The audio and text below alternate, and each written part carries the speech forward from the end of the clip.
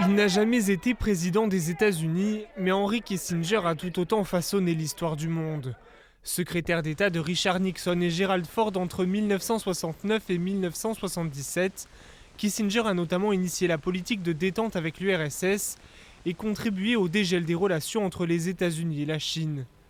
Il s'est aussi consacré au Moyen-Orient, où il a mené des négociations avec Israël, la Syrie et l'Égypte lors de la guerre du Kippour en 1973.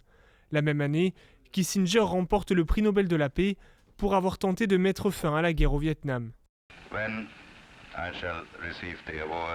Au moment où je recevrai le prix avec mon collègue, pour avoir cherché la paix au Vietnam, j'espère que cette occasion marquera la fin.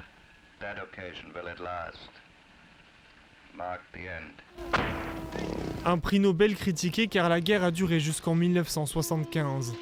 Adepte de la realpolitik, sa carrière est marquée par des événements sombres, comme le soutien des États-Unis au coup d'État du dictateur Pinochet au Chili.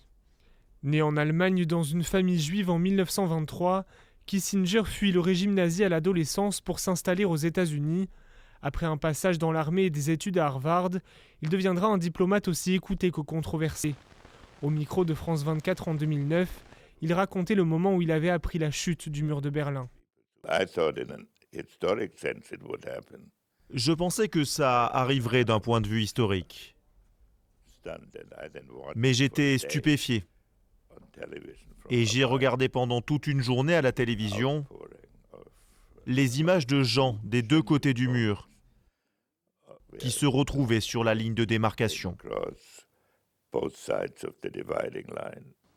Après avoir quitté la Maison-Blanche, Kissinger est resté un fidèle conseiller des présidents. George W. Bush l'a notamment consulté avant de lancer la guerre en Irak. Kissinger y était favorable.